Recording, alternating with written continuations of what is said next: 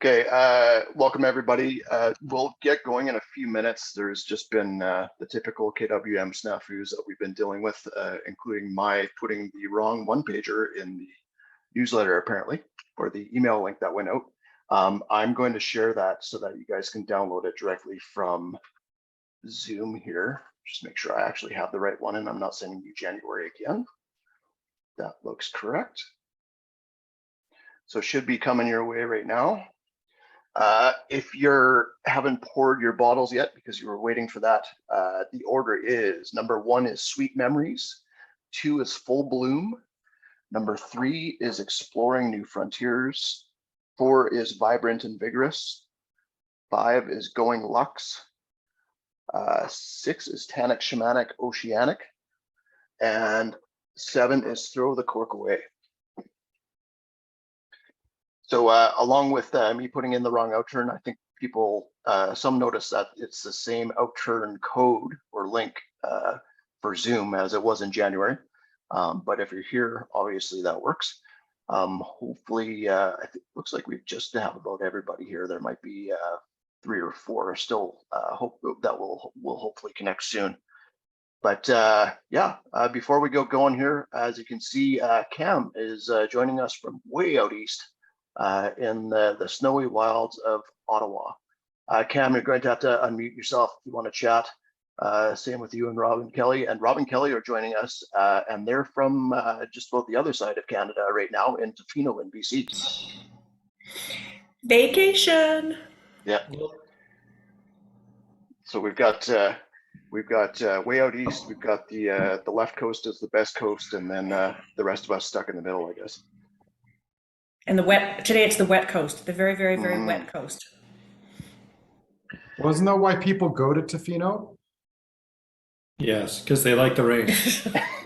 Well, because you go there to watch the waves crash into the beach is what I thought. Yeah, So, storm watching. When we got here on Friday, Saturday, Sunday, there wasn't a cloud in the sky. It was stunning, beautiful, amazing. And then yesterday it clouded over and now the rains have come. So we're getting, I think, the full gamut, but storm watching might be overstating it. I mean, that's when you get the big winds and the huge waves. It's not, it's just nice, calm rain. Yeah. But no big storms. It's a pretty good setting though, so I'm not complaining. No, it's very nice. Yeah, yeah. I guess I got to work on my Canadian geography there, JP. You're right. I could have sworn Ottawa was in the Maritimes, but it might as well be from here when it comes down to it. Cam can tell me otherwise, I'm sure now. But so it should be a really fun Outturn for February. I shared the PDF file for those of you that want to be browsing it as we go through. There might be some things in here that have been spoiled just because they were poured at the Victoria Whisky Festival, and there was a pretty cool spot on Global TV that went national, as far as I know. So you may have seen that, but we'll probably talk about that as we go through. So let's jump in with our first dram of the night, which is Sweet Memories on Deserted Beaches.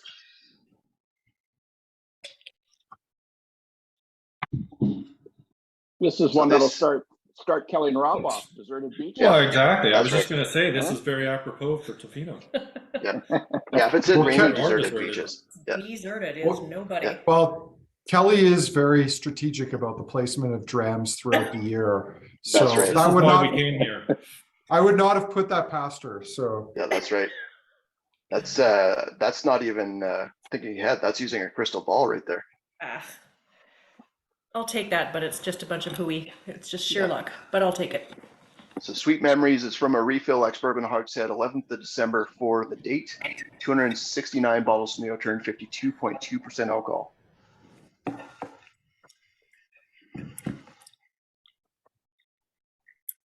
Nice soft and oaky nose for the start. Mm-hmm. Yeah, very nice soft. Some interesting tannins on that. Yeah, still get a little bit of dried fruit in there too.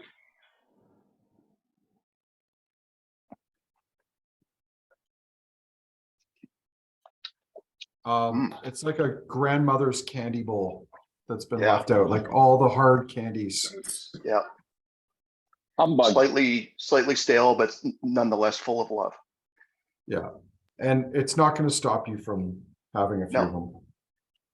Also, like that beach note, it does have a hint of like ozone, coastal, maybe even just a whiff of peat on there right now for me. Could be just dunnage. How about Murphy's lemon oil soap? You know, the one that the old ladies like rub on church pews in the commercial from the 80s? I don't No? recall that. No. What was, So I think the joke was if it was good enough for their house, surely it's good enough for yours. So Okay. Hallelujah. So is that replaced by Pledge somewhere along the way? I think so. Pledge just, also I think Pledge cleaned as well as Yeah. moisturizing the wood. Yeah. Pledge literally wiped them out. The mouthfeel is nice. I get kind Yeah. of a waxiness to it, and it's it has a nice coating mouthfeel. It does have, Mhm. yeah, the lemon on Yeah, it. waxy is a good call. Nice and juicy. Mm-hmm. Still some nice oak spice notes going, like really polished wood again on there. And still a touch of that sort of like grilling mushrooms note on the nose and palate for me. That reminds me of peat. Did you guys try it with water? Not yet. No. I believe one of my kids actually absconded with part of my pipette. So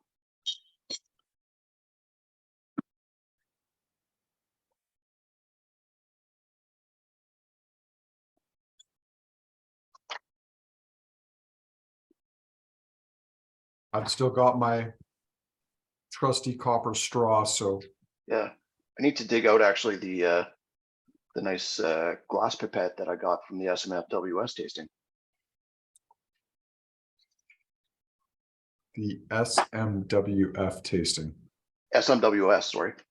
Oh, I thought there was like a wrestling federation of whiskey. That's And right. you had me going there for a moment. Yeah. So It's a full contact whiskey tasting. Speedo's optional. Yeah, goes a little bit more floral, I find, with some water. I thought a little more peppermint too. Peppermint, good call. Minty on it. Yeah, I prefer it without. Yeah, I think a it Yeah. little was bit more just, So do I. pastry-like as well. it lost some of that fruitiness. It lost some of that waxiness. Mhm. So I liked it better without. You get Yeah, more agreed. lemon on more lemon on the nose with the water as well, but it is better. The palate is better without. Mhm. Okay, on to number 2. Yeah, Tyler, we're just jumping into number 2 now. If you go up in the chat, hopefully you can see it, but I did share the February 1-pager, which was not in the Outturn email, which was my mistake. But we are on number 2 now, which is Full Bloom. Different looking bottle on this one. 50% alcohol, who would have thought? And from first fill barrels and barriques. So barrels, of course, being typically 200 liters if they're coming from America. And then barriques usually, I think, around 225, but it depends on where they got those barriques from. 11th of September for the date, 903 bottles for the Outturn. And I think Kelly, you were saying that you and Rob had a bottle of this, and it's been pretty nice. Yeah, this is nice. Nice and balanced. Lots of dark fruit notes and raisins and Yeah, we bought it originally in the UK several months back when they released it. So tried it first over there, and then it wound up in one of the lineups that we've just done this past week. I can't remember. I think it was the masterclass at VWF, or it might have been one of the follow-on tastings. I can't remember. It's a bit of a blur, but we've just poured it recently, and it's been very well received. Yeah, it wasn't the master class, I can tell you that much. Yes, you were in it. It's got a really nice sort of like suntan lotion meets milk chocolate going into like mixing into a Mounds bar note. Malt bar. Yeah, a little bit of Five Alive fruit punch in there too. I Mm, I on the palate, I yeah. really like this, and I don't generally like wine casks, so this is well done. Yeah. I'm with you, Andrew. I'm rarely ever a fan of wine cask whiskeys, but this one works for me. No, this is a great Yeah. session whiskey.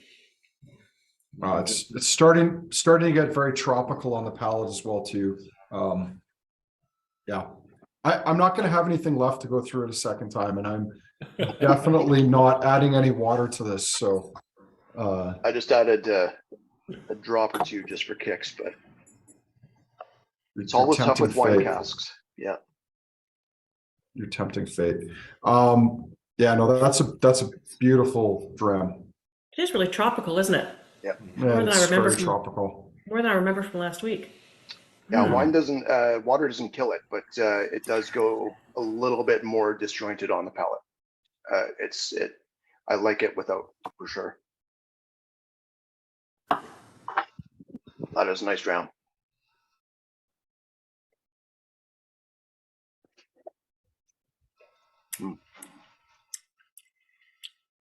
So I should mention, for those of you that are either just joining us or it's your first time or first time in a long time doing a virtual tasting with us for the Scotch Malt Whisky Society. Typically the way we run things on here, and which we're doing tonight, is hopefully you are able to pour your 7 drams out in front of you. Keep some in your glasses as we're going along. We're just doing the lightning round here, where we sort of do a quick run through each glass, and then we'll do a second run through where we give you the reveal, give you an opportunity to try everything again and see if your thoughts around any of them have changed. I don't know what else to say on Full Bloom other than really, really good. It's phenomenal. Yeah. On to number 3 then, which is exploring new frontiers.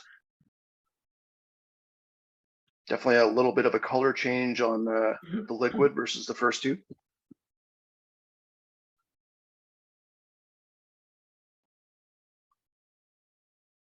This is from a first fill barrel. 16th of June, 274 bottles from the Outturn, 55.5% alcohol. It's a really rich, exotic nose. Yeah. Ooh. Yeah, a little bit of spiciness, plenty of really candied citrus notes for me. Lime notes, jujubes, grapefruit peel is something that comes off for me. Lots of oakiness. Mm-hmm.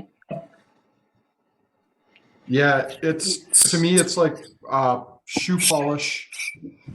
Oh, I'm getting a weird echo here, but that might be my headset here. Yeah, like it's kind of very overtly sherry is what it comes across as on the nose. Mm-hmm. Yeah, it's got a touch of Yeah, I get the orange in there. orange oil, you guys said? Orange oil. Yeah, like Yeah, that's beautiful. concentrated orange. Yeah. Just spraying down the kitchen counter. Oh, It's got a touch of dill and a touch of fennel, like fresh dill, yeah. fresh fennel for me. Yeah. And a tobacco thread running through it. Yep. I'm getting big league chew. Cool. Speaking of tobacco. No, like the stuff that the kids have, the bubble gum, where it's like the shredded bubble gum that you pull out. Yeah. So the stuff that's meant to be like tobacco. Yeah, Like for pulling kids. it out of a pouch. Yeah. It's chewing tobacco for kids. Yeah. It's where you go training, before you get addicted to those Popeye cigarettes. it's training tobacco. Training tobacco. Great. I'm gonna add a bit of water to this. I'm glad you guys are doing that because we're not. No, we're not touching them. Goes a bit more into like a raisin bran muffin on the nose with water. Raisin. I get the raisin bran even without the water. Yeah, it's quite syrupy.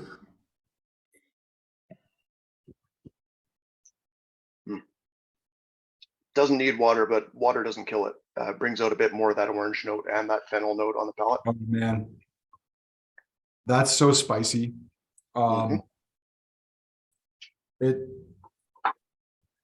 It's like a Sazerac cocktail. Yeah. But I can't say why. Smooth. Yeah. Well, I mean, you get like the kind of the bitters, like those aromatic bitters. It does have that bitters note to it for sure. And then, you're getting the spiciness and the oiliness from the whiskey as well. Yeah. Actually reminds me of a couple of the different Chinkapin oak whiskeys that I've had. So Evan, are you suggesting fresh oak? Maybe. I've got a question about that for that first fill there. Okay, on to number 4, which is called Vibrant and Vigorous. A robust alcohol level on this one, which is 64.5% alcohol. First fill ex-bourbon barrel for this guy. 24th of October, 230 bottles from the Outturn. It smells like someone who's had a plaster cast on for like a month and they're about to have it. Interesting note.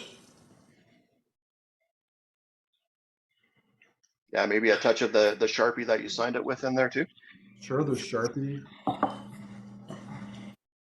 I don't know, it's kind of like there's that sort of what do you call it? Papier mâché kind of. So I'm kind of with you there because I was going to say it's both floral and has flour, like baking flour in it as well on the nose.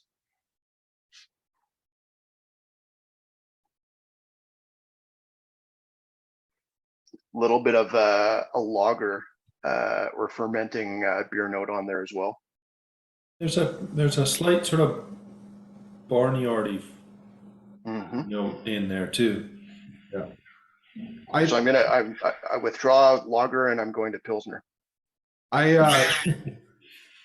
kind of think sorry, I don't know if you guys are getting that reverb or whatever on your end too, but I'm kind of struggling with it on the nose, and I think partly it's because the last whiskey was just so intense that this one's kind of having a hard time revealing itself. It's still a pretty big palette, but yeah, I can see where you're going on that. Chris Walker says plastic Band-Aid sprinkled with baby powder. The baby powder reference, I can see where you're going on that. Does have a bit of saltiness as well. I actually get an apple crumble on this. Yeah.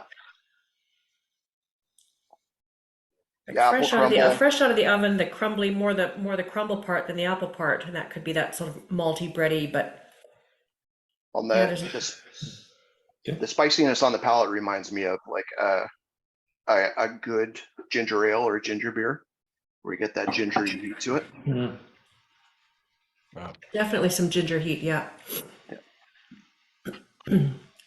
Like Auntie Beth's Canadian Club ginger cookies. Got them all sitting on the counter over there. A little bit like that.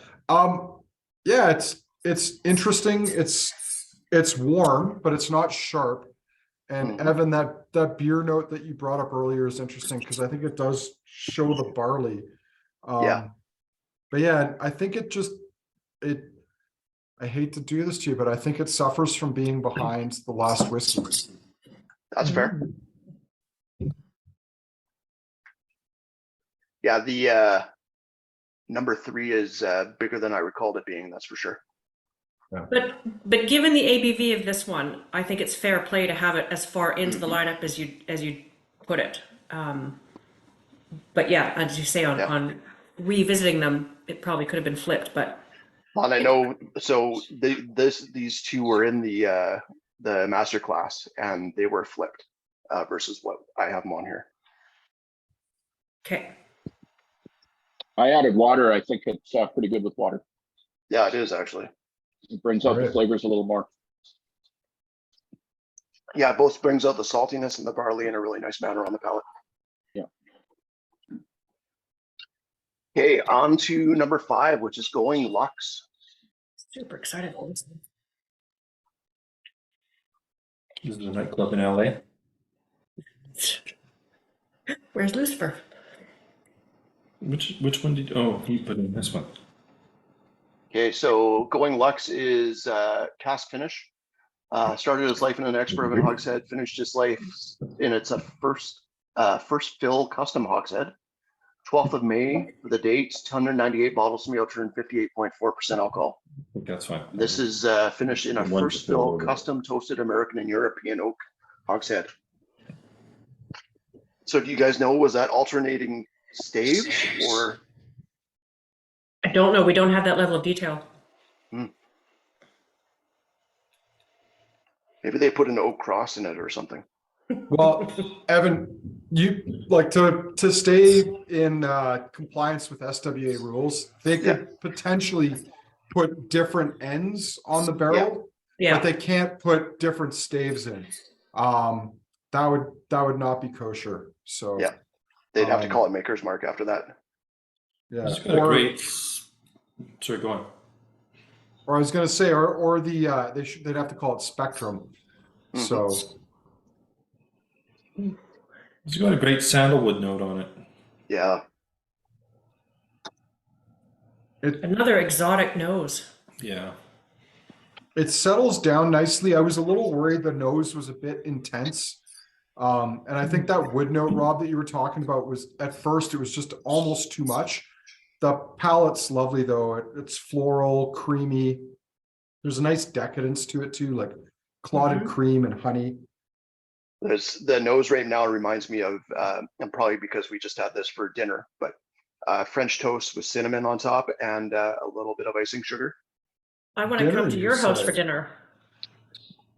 Yeah, this they don't usually survive the kids and make it to me. So Nice spicy palate. I find it's balance. way spicier than the one a couple ones ago, the Exploring New Frontiers. Really? It's a more balanced spiciness, I think. On the nose, anyway. Yeah. All right. I'm finding it a bit warm, so I've thrown some water into mine, which is not something I normally want to do.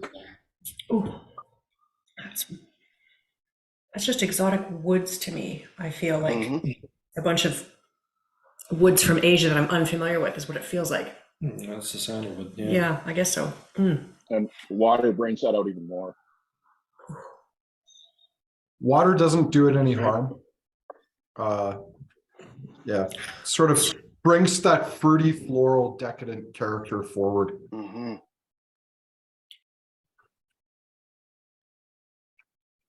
Beautiful. Elegant. It's very elegant. the nose actually reminds me of the most recent Little Book release from Jim Beam, where they use a lot of malt whiskey in it, where it's at least 51% barley, but really spicy in the same way. Quite like that one.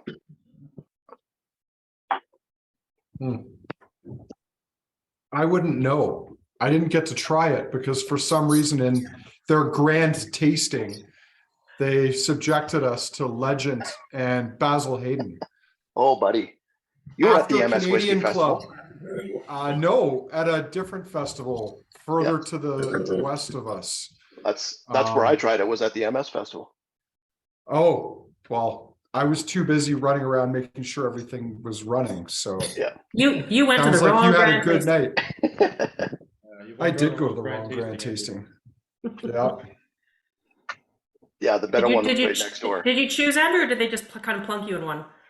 I kind of told them they could put me in whichever one they wanted. I didn't want to take away seats from anybody. So but still, I thought that I'd get Little Book 6 and Canadian Club 45, and no, it was not even remotely close to that. But he's not bitter.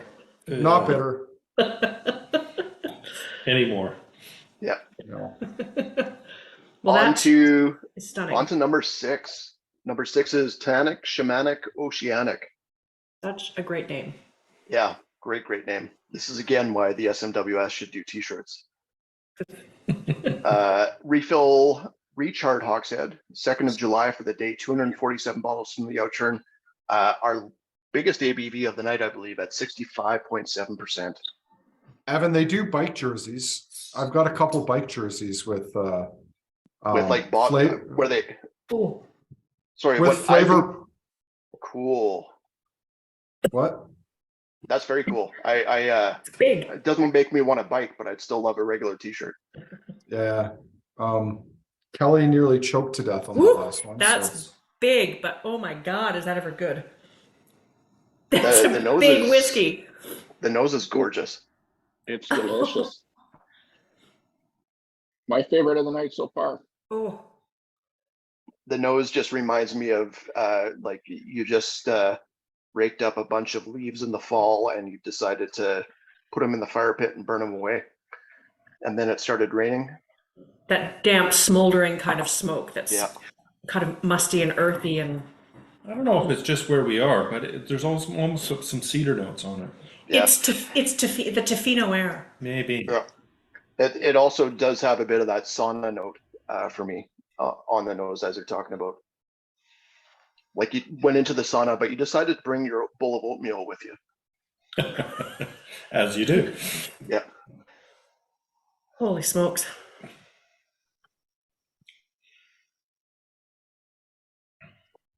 Skunkiness in the best way. Skunkiness of the best way. Mhm. Yeah. Yeah, the kookiness continues on the palate, but again, in a really nice manner. There are parts of this that remind me of one specific distillery, but I don't think it's that one. I don't think it is, but I know which one you're inferring. Hmm. It's the one where a lot of wonderful things come from. Hmm. I love in the tasting note a hint of neoprene Yeah. in a good way. Hmm. Takes the water really well on the nose. That's It's not a great Tofino stellar little brand. whiskey. Oh. I had no idea it was so big. 65.7. Goes a little bit more into like barnyard meets dry dog kibble on the nose with water. Andrew might be able to verify that for me. I'm not sure. When it gets better with water, I haven't even added any yet. No, I said water makes it come nose like dog kibble. Oh, yeah, dog kibble's an interesting tasting note now. He's had to have wet food in the last few days, which smells disturbingly like Beyond Beef. So,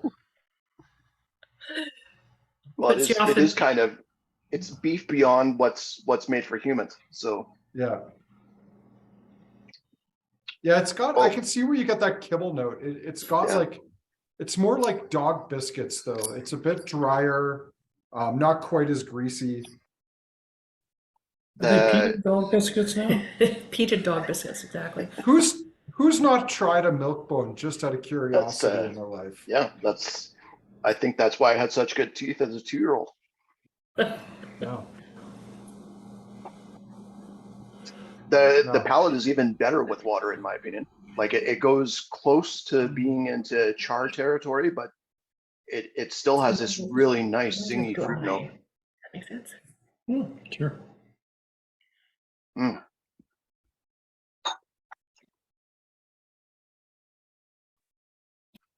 I'm gonna buck your trend there, Evan. I like it better without.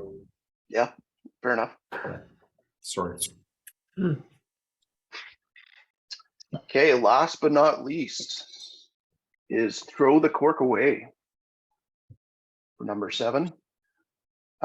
Ex-bourbon hogsheads, plural, for the initial cast. Final casts were first fill Oloroso hogsheads, plural. 1st of April for the date. And 2,677 bottles for the Outturn, 58.4% alcohol. Notice the graphics on that label.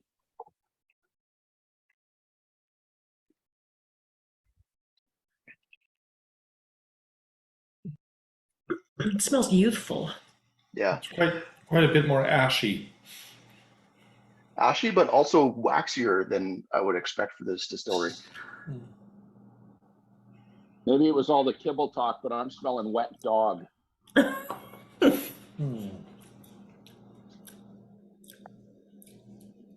Like if the dog had just come out of the ocean onto the beach, maybe. Yeah. Savory. And dried itself by the fire. Dried itself by the fire. Umami happening for me. It's really savory. There's Yeah. a greenness to it, Yeah. an herbaceousness. I get also- those sea salt and vinegar potato chips. Oh, good call. Mrs. Vicky's? Any kind will do, to be honest. It also has a little bit of a sushi note on the nose for me. Somewhere between California roll, one with, what is it, unagi is the eel? Yeah, barbecue inagi. Yeah. Yeah, barbecue with the like a crispier skin. Yes.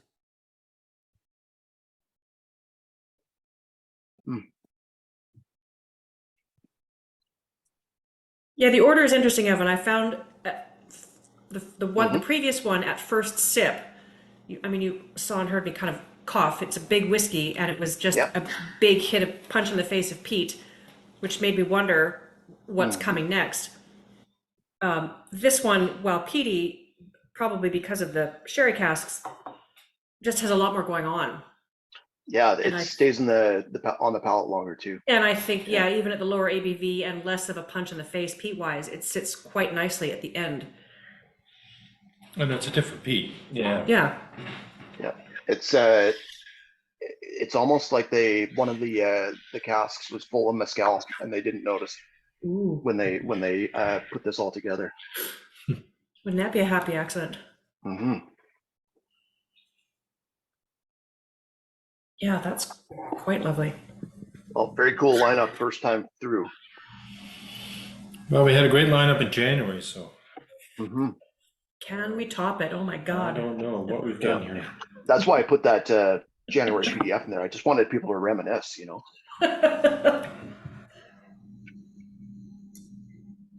Okay. Seems so long ago now. Yeah. For the reveal, back to number one.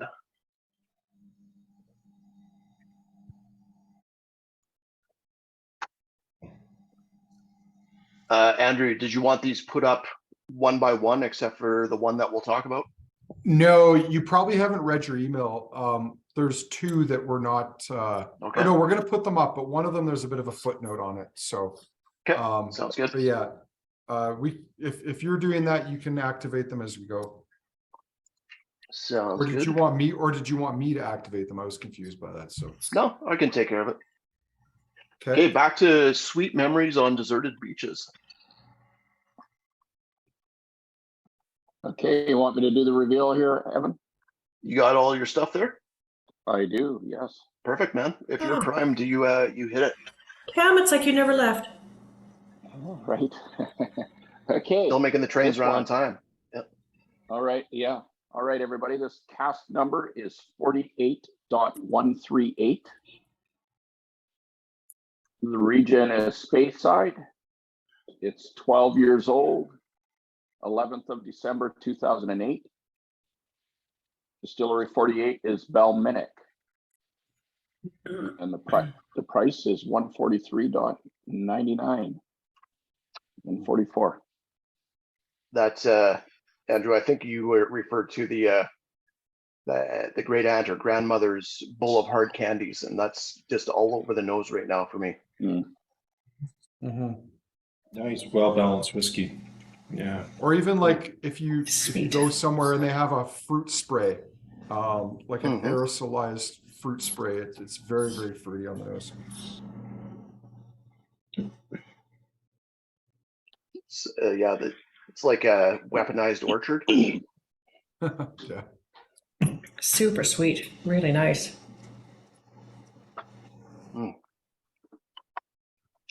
Yeah, that's wasn't as big of a fan of it with water, but now that it's kind of like gone back to the way it was, it's showing really nicely. So Belmont Distillery, we've talked about it before, but it's not seen as a single malt on this side of the pond. However, it's also the distillery that does Cowrun Gin.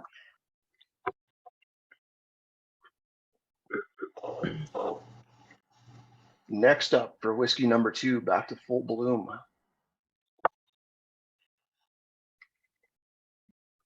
Okay, this one is no cast number on this, as it is a small batch, which I'm not sure what that means.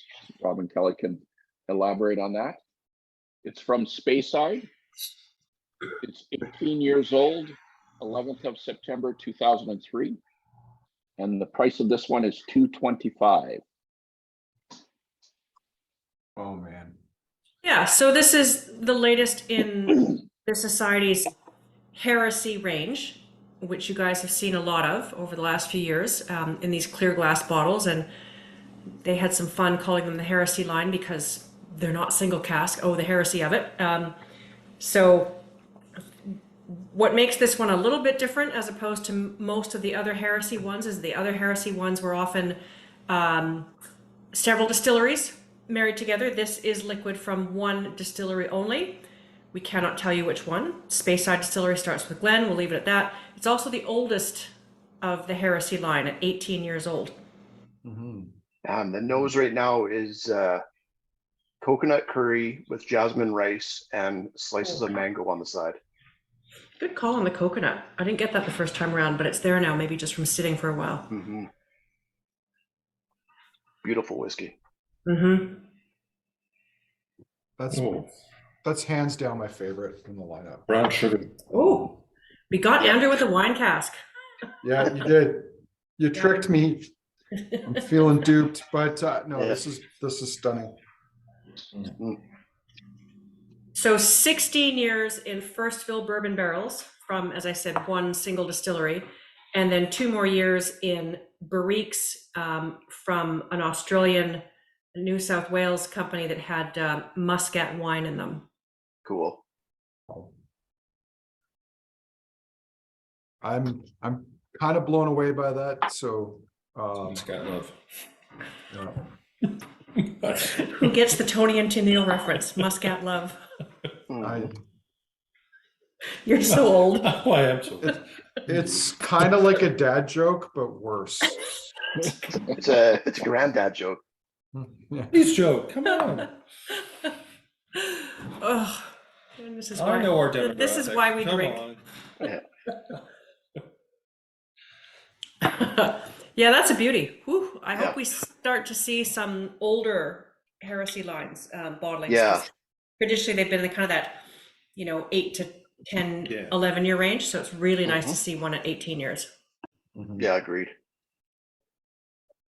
Okay, on to number 3, which is Hey, Evan, exploring what new can you- frontiers. Evan, Yeah. quickly, what can you tell me about Muscat wine? So I was curious about it because I don't think it actually says anywhere, but so Muscat wine, especially Australian Muscat, it's a lot of the time it's made into what's called a sticky, or a colloquially called a sticky in Australia, where it's almost like a fortified dessert wine in style, where it's like super sweet, super dense and rich in style. Mhm. Yeah. Yeah, I'm pretty sure the grape is Muscadet, but they just call it Muscat. Muscat is the grape. Muscadet is a Oh, it separate is? grape. Yeah. So it's a separate grape? Yeah, Muscat is like a crazy old grape that has like hundreds of different versions of it. Yeah, because I know there's sweet like Muscadet as well, but And then Crazy. Muscat Audacity is the Muscat grape as well, oh for man. that lighter, fruitier style. Oh, Doug, Kelly's blushing. It's the flush of the alcohol. It's my reaction to it. I always flush red when I have alcohol. It's the their camera settings. It's your camera settings. Yeah, exactly. I've got my red filter on. I can move further away. Too much sun on that Tofino Beach. Yeah, that would be it. Uh-huh. Probably Or yeah, I was gonna say.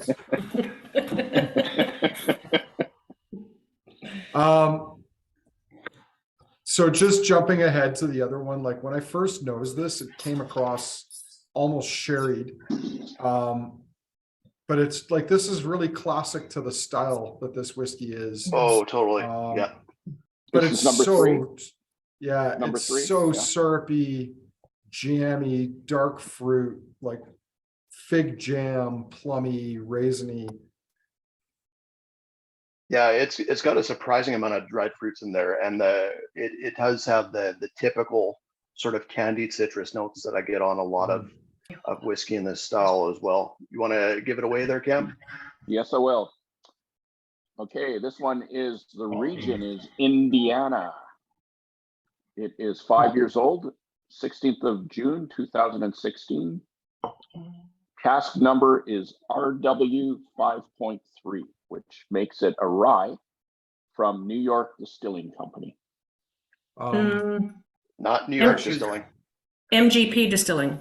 Yeah. Oh, And I got that also wrong, not sorry. MGP Distilling anymore. Well, yeah. So, sorry, go ahead, Andrew. I was gonna say, what'd they rename it? Ross and Squibb Distillery. Oh, that really rolls off the tongue. I know the famous Ross and the famous Squibb of yesteryear, pre-prohibition in America. So MGP Distillery is has been sort of like quietly renowned for a long time as being a maker of one of the best rye whiskeys in North America, definitely on the US side of the border. This is their 95% rye mash bill. I think, is it full 95 or is it mixed with the a secondary mash? I can't recall. I think it's probably the 95% rye mash bill. Matured in a number 4 char New Oak barrel with number 2 char heads. That's kind of a cool difference there. But MGP rye always typically gets this really nice candied citrus note.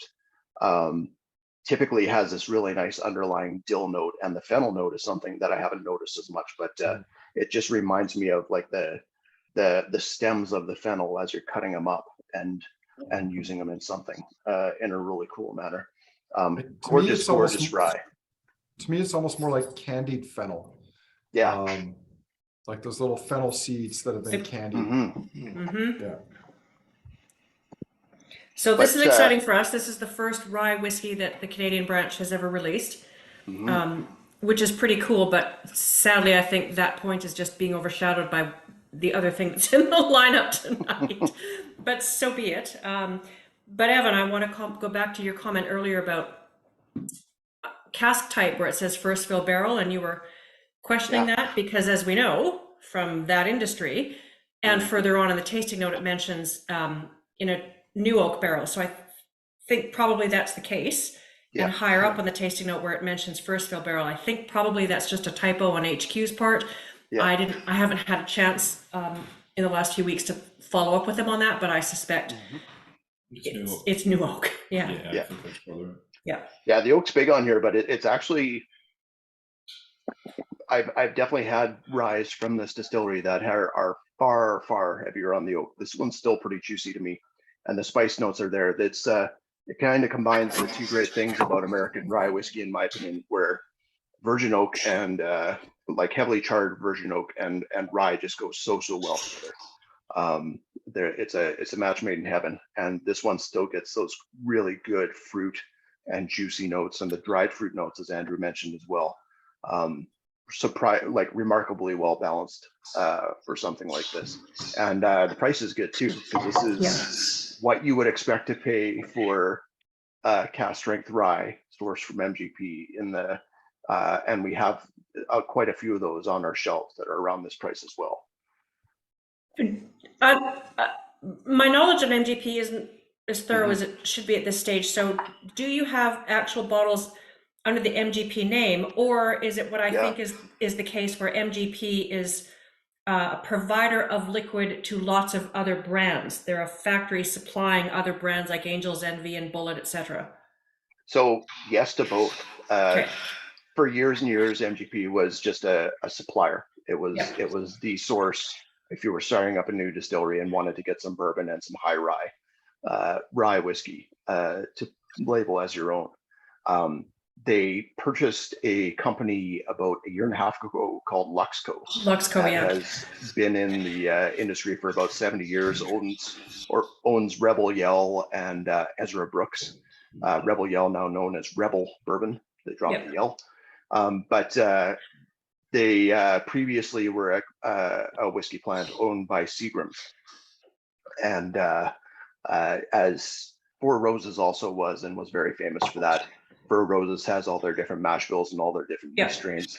MGP probably has all the same yeasts that Four Roses does because of that, and definitely has a vast amount of different mash bills they use both on the rye and the bourbon side of things. They do have their own bottlings now coming out under the name George Remus for bourbon and Rossville Union for rye. Okay.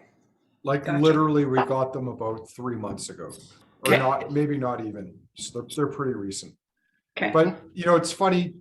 Whenever you do see rye bottled by distilleries, like big distilleries in the States, you know that it's 90% of the time it's probably from MGP, and if it's not from MGP, it's from Alberta distillers. Yep. Okay. The two best rye factories in the world, potentially. Yeah. Okay, Cool. on to number 4, which is Vibrant and Vigorous. You guys gonna put the link to number 3? Oh, thank you for that. I will. And this one is just sitting over there. Yeah. Okay. All right. So the reveal for this one. So the region is Canada. It is 9 years old, 24th of October, 2012. Cask number 152.1. So the first release from this one. And the price, $166. The distillery is Shelter Point. Who didn't know that at this stage? I'm wondering, given the events of the last week. Trumpets are muted. Yeah. So this has been, as far as I know at least, this has been something that's been in the making for 5+ years at this point, give or take. No, I mean we went up to Shelter Point and did the initial cask sampling in March of 2020. Okay. After being at VWF at one of the after parties in January of 2020, and Evan, the Shelter Point's not supposed to be on the web. Okay. That was in the email. So just quick heads up to anyone, you can't order it tonight, but if you want to, you have to email at your service because we have a limited number of bottles. So if you already put it in your cart, please take it out. If you're interested in that bottle, email at your service. We'll deal with the requests on a one-off basis. But yeah, Evan, that was in the email. It wasn't supposed to be live. I'm sorry about that. That's right. yeah, anyway, so one of the after parties at VWF in January 2020, we got connected with Jacob from Shelter Point and got talking about wouldn't it be great. So then fast forward to March, as Rob said, and we went up and sat with Jacob and Leon Webb, who at the time was one of their distillers. He's not there any longer, but we sat down with them and went through probably 10 or 12 cask samples, brought them all back to Calgary with us with the intention of Rob taking them back to the UK when he was supposed to go back in March of 2020. Then the world closed. So we sat on them for a few months and then finally mailed them over to the tasting panel, and they picked 3 of the 10 or so that we sent them, and they've bottled 3 of them. So cool. This is the .1. The .2 will not be in wide release. We got a very small allocation of that. We've used it just this past week at special events with our ambassador, John McShane, at events in Kelowna and Vancouver. The rest will surface probably at a KWM festival or something, but it will not be part of a wider outturn. And the 152.3 didn't and won't be coming to Canada. It went to the UK, the EU, and Australia, which is cool because one of the caveats we put on this when HQ said they wanted to bottle them, they said, oh, well, we'll send you all the casks of all the bottles of all the, we're like, no. The point is to share this with the world. We want these to go to some of the international branches to share the Shelter Point love. So even the 152.1, we did not get the entire cask. It got split between us and the UK. So, which on the one hand makes it a bit tight for you guys to sell, but on the other hand, has people outside of Canada talking about it, which was the point, and that's great. So there we are. Very cool. Yeah. Okay, next up is Going Lux. All right. So this one is Speyside. It is 12 years old, 12th of May, 2009. Cask number 64.127, which makes it a Manickmore. The price of this is $158.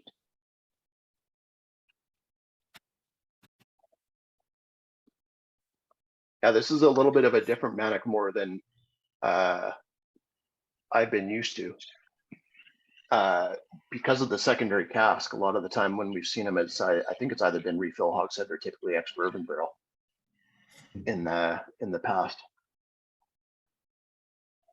But it still has those really nice juicy notes, and they kind of spin together with the wine really nicely. It's a maple syrup note on the nose now. Yeah. Mhm. Evan, really- I was going to really say, creamy. to me, this actually reminds me a lot of Yeah, our brown single sugar. malts of Scotland Manickmore Mm. cask, but amped up with like French oak or something to give it like an Yeah. extra kick, because it still has that really intense, really floral, fruity profile underneath. But the oak layered on top is a lot Yeah. more intense on this. Yeah, it's kind of like first fill char barrel aged Skittles right now for me. Brown sugar Mhm. melting in a pot on the stove, just that's kind of where I got the first caramelizing one in right. that Maillard Yeah. reaction. Oh, Yeah, that's a good call. that's a beauty. It is. This is one of my That's favorite going into that distilleries. that French toast note again for me. I made French toast with panettone over the holidays, as I was threatening to do in many tastings. And yeah, this is like making French toast from an already rich, decadent bread like panettone. I feel like you need some mascarpone cheese or something in there just so you can do the dessert equivalent of a turducken. Oh, what about maybe something a little softer, a little drier? Yeah. Yeah. Interesting. Maybe I like that. Jesus. yeah. Man, the nose on the next one. Okay, on to Tannic, It's Germanic, Arctic. Oceanic.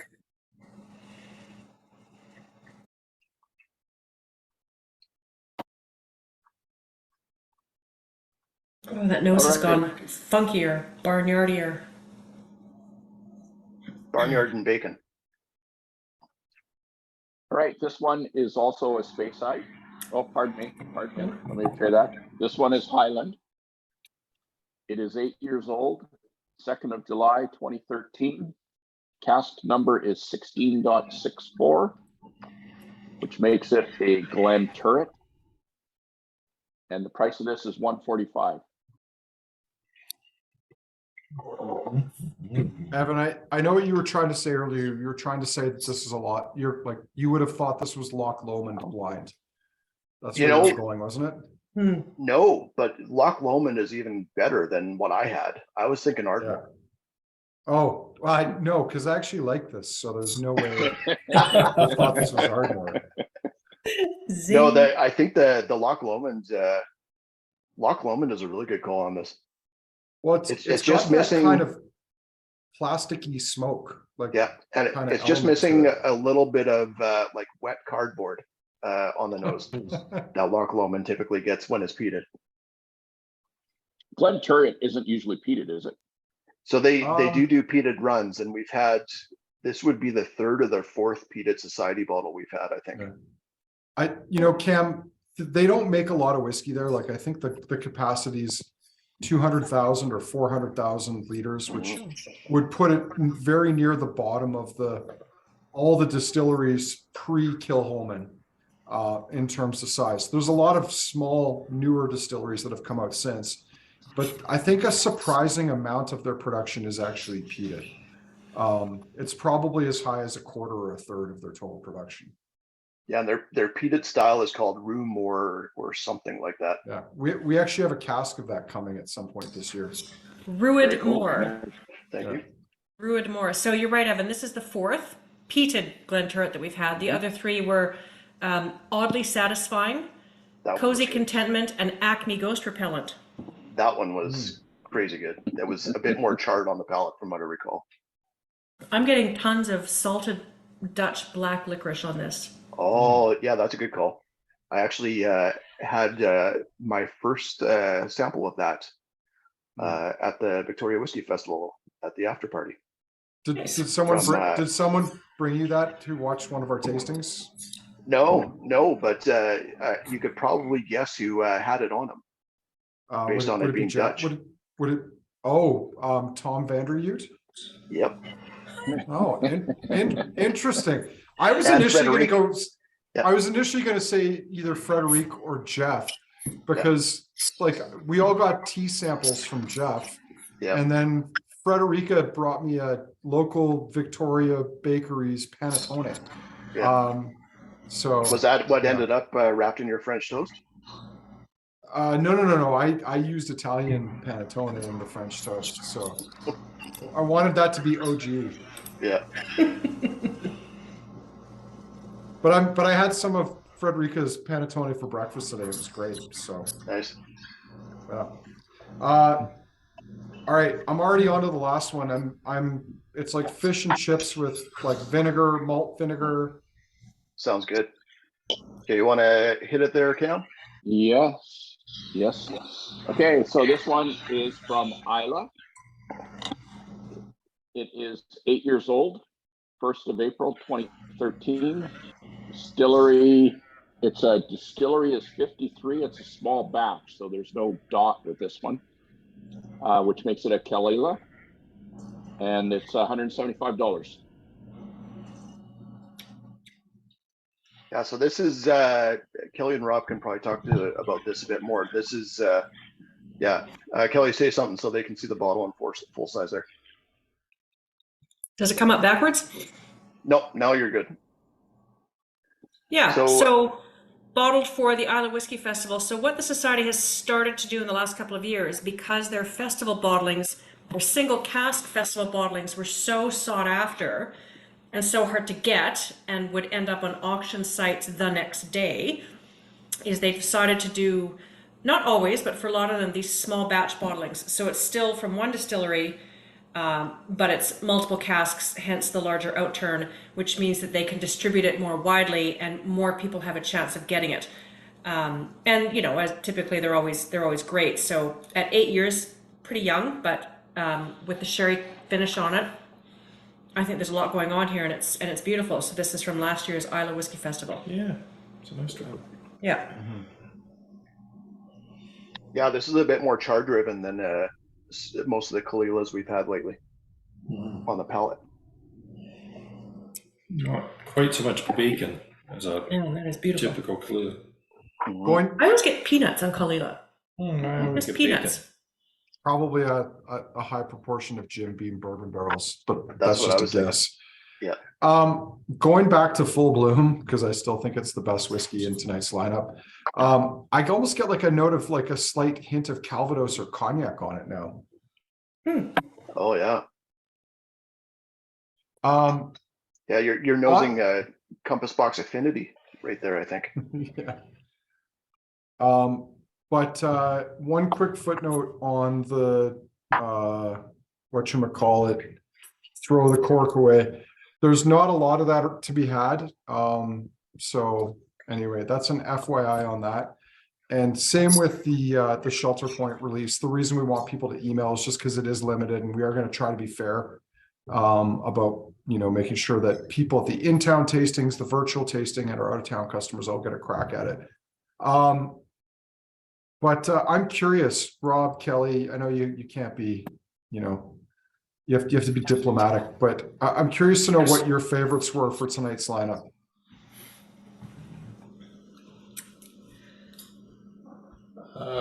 For me, I would say the Full Bloom and probably the Going Lux. So I was just going to say that. Yeah, sure, Yeah. Wow, it's like you guys are married or something. Weird, right? But That's funny because that's the exact opposite response in this household. I'm just kidding. Anyway, that Full Bloom is just such a beautiful whiskey. I mean, you can just enjoy that. I would have so surprisingly for me, because I don't, as a general rule, I'm not a fan of rye. Straight up, I find it too spicy. But the one tonight is not a huge spice bomb. I find there's so much sweetness going on there that's a rye whiskey that I really like. That would be right up there with me as well. Peated ones were great, but geez, there's a bunch of great unpeated ones here that really stand on their own. Yeah. Cam, what about you? What are your favorites tonight? Well, I'm not the same as you guys. I really like the Glenturret. I just thought that was fantastic.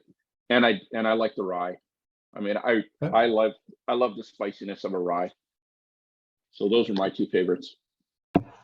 Well, Cam, maybe you and I are married then, because I would just flip the order there. My favorite number one would be the rye. My second would be the Tannic Schmanic Oceanic from Glenturret, just because it's falls into that different and super interesting side of things, and I think it's still really well done for that. Yeah. Well, we might be married, Evan, because I like McKeag as well, and nobody else at the store does. So that's right. Harmony's there with us, man. It's okay. I believe that's called polyamory. Just gonna throw that out there.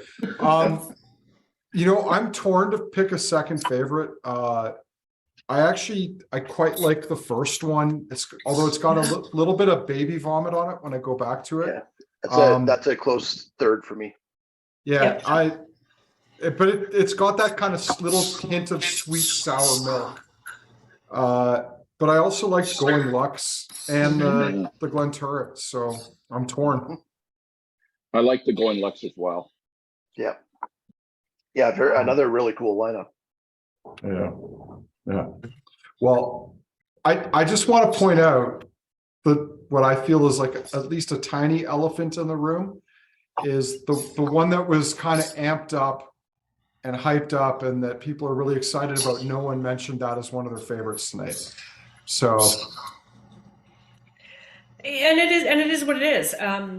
Yeah. In full disclosure, when the UK released the 152.1 back in the fall, quietly ahead of us, which we kind of thought was funny, but in the November Outturn. But they did. So I was home, but Rob was still in the UK, so he went into the vaults or Queen Street and tried it. And he emailed me, said, it's fine, but he wasn't really a fan. And it was, that day, that setting, fair enough. And he's obviously had it several times since in different settings and different lineups. And there's no denying that I think it deserves to have been bottled by the society. It's pretty high ABV. It was interesting when we poured it, the 152.2 in Kelowna and Vancouver last week, which was a 10-year-old, so it had one extra year, same style of cask, and frankly, light years ahead of the 152.1. How HQ came to decide what order to release them in, we don't know. But the 152.2 actually would have been, I think, a better foot forward. That said, I think it's still a really lovely whiskey. I took to it much more than Rob did right off the bat. And after multiple tries, it really grows on me. I think probably the high ABV may factor into that. It will take water very well. There's kind of I don't want to say harshness, that's not the right word, but the heat is there. So yeah, not the best in the lineup, but I still think worthy of. It's a lovely whiskey. Of course it is, and worthy of being bottled. And we're delighted that after 40, this year marks the SMWS's 40th anniversary, and we're delighted to finally have a Canadian whiskey in the portfolio. And I think this one is deserving of it. Did it win the lineup? Nope, and that's okay. But people are going to flock to it regardless. because it's a 0.1, which is kind of not the point, but it's still a great whiskey. And Well, And you know, I think that's, and if I can just jump in quickly, that's sort of my point, is that, you know, there's so many other great things in the lineup, and it's kind of a shame that people are drawn to that because of that, the fact that it's the first or whatever, and not to whatever they think is best that they're going to actually enjoy drinking the most. Potentially, not everybody, but some people. It's a lovely whiskey, and I mean, I think one of the things I'm really pleased about and a bit surprised by, frankly, is the amount of publicity it's got over the last few days with Global and CTV and others doing national stories on it, which, you know, is lovely for Shelter Point, and that's I mean, one of the reasons Kelly and I have always wanted to get a Canadian whiskey into the Society portfolio is to give that kind of exposure to a Canadian whiskey, because there's lots of great whiskey makers in this country, and they haven't got the same, you know, publicity and exposure as you know, others have. So And so interestingly, John McShane, when he was here last week, was telling a story that SMWS HQ did a member survey within the last year or so. And one of the things that came out of it is that when you introduce a new distillery into the portfolio, approximately 65 to 70% of the membership will subsequently go out and look for the proprietary bottling from that distillery. And we saw this happen. We saw this happen when we released an Ardnamurchan, potentially before it was in the marketplace, certainly in BC, maybe not in Alberta. But I had a bunch of emails. We released an Ardnamurchan, and I had a bunch of emails from people saying, thank you for that. I'm now going off to find a proprietary distillery bottling because we want to try it. So we expect the same thing to happen for Shelter Point. And we also know that the day that the global news program aired, their website crashed. So, which is great. People are exploring and asking questions. And if it enhances the overall Canadian whiskey scene, you know, rising tide floats all boats, then great, job done. So So are there plans for another Canadian distillery down the line, or is that still in the offing? we're always working on it, and I think interest. That's probably all we'll say at this point. Yeah, I mean, there's Two birds. Pardon me? Two birds. Yeah, I was going to say no imminent trips to Whitehorse. If Davin had his way, the answer would be yes. But we have had some interest from other Canadian distilleries. Yeah. Yes. Cool. Yeah. Very cool. Yeah. Well, right on. Anyway. Well, I think that's that kind of wraps it up for the live and the recorded version that we'll throw up later on YouTube for the tasting. Thank you to Andrew. Thank you to Cam for joining us. I guess, Cam, you're the unofficial brand ambassador for both the SMWS Canada and Kensington Wine Market out east now. Yes, you're you bet. our Ottawa correspondent. And Robin Kelly, thanks for joining us from Tofino for this as well. I don't know if anybody wants to stick around or has questions. I'll leave the feed up for a bit. I might stick around for a few minutes here. Andrew, Cam, I'm not sure if you guys have time. I'll stick around for a bit. Yeah. Andrew, are you? Nice seeing everyone. Yeah. Andrew, are you planning a trip to Ottawa? No, I decided not to. I almost pulled the trigger and then I did not. So All right. there's So Cam, something else that might be in the offing. Well, Cam will mail you some Andrew Ferguson business cards and you can go in his place. Okay. just put on get like a costume beard and a sprinkling of hair, not a full head. Yeah. Because you want to be legit on that, and Yeah. I'm sure you'll do People will be like, man, he's really changed since he had his face on a label last time. Yeah, right. Yeah. Well, all right. I'm killing the recording. Nice to see everybody. Have a good night, and have fun.